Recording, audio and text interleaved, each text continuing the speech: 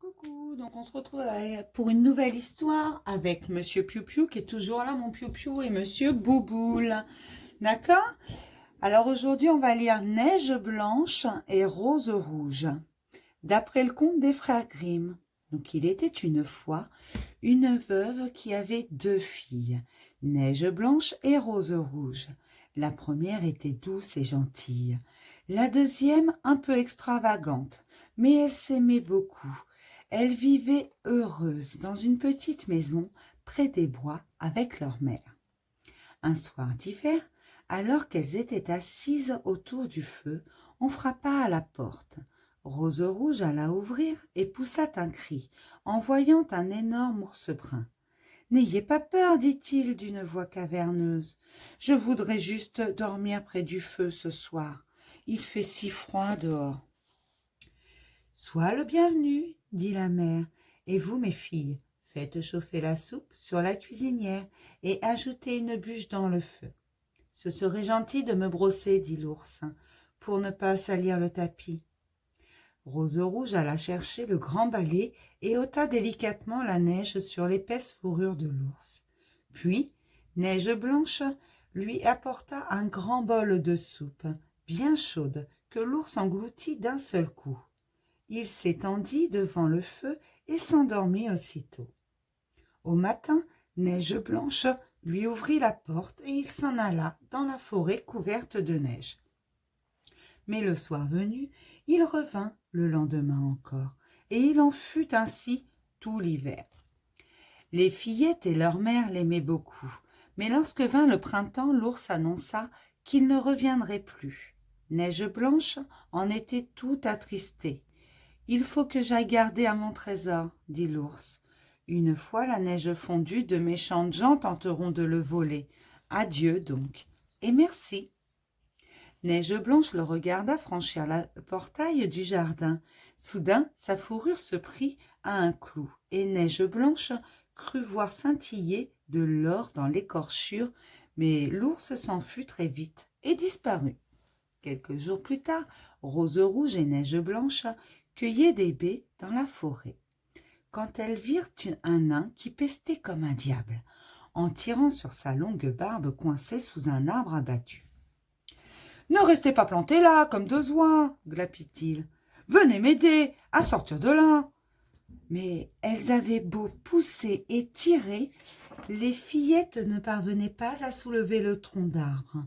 Alors Rose rouge tira des ciseaux de sa poche et coupa le bout de la barbe du nain, ce qui le rendit furieux.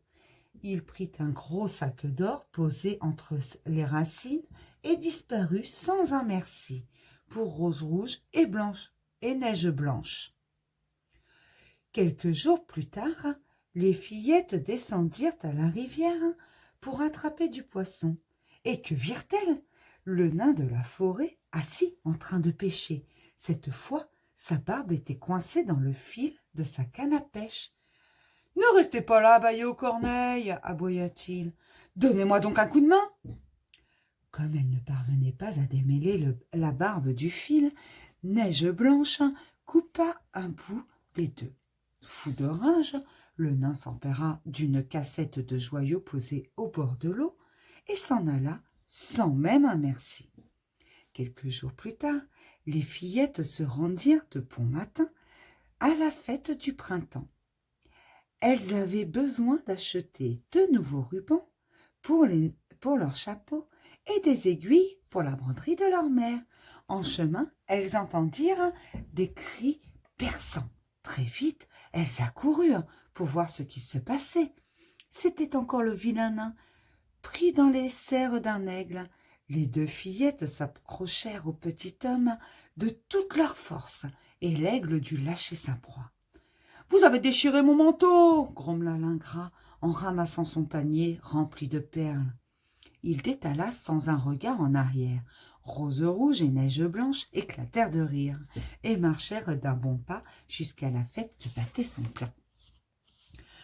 Lorsqu'elles se décidèrent à rentrer chez elles, le soleil était sur le point de sombrer derrière la montagne, mais à leur grande surprise, les fillettes rencontrèrent de nouveau le nain. Assis par terre, il admirait le gros tas d'or, de perles et de joyaux posés devant lui. « Allez-vous-en, vilaine fille !» s'écria-t-il en les voyant. « Vous êtes toujours sur mon chemin !» À cet instant, on entendit un grognement féroce et le grand ours brun apparut. D'un coup de patte, il saisit le nain et le projeta dans les ciels si loin qu'on ne le vit jamais retomber. Puis l'ours se tourna vers Neige Blanche et Rose Rouge et tout à coup, sa grande fourrure broussailleuse laissa place à un costume de velours brodé d'or. L'ours était devenu un beau jeune homme. « Ne craignez rien, Neige Blanche et Rose Rouge, dit-il en souriant.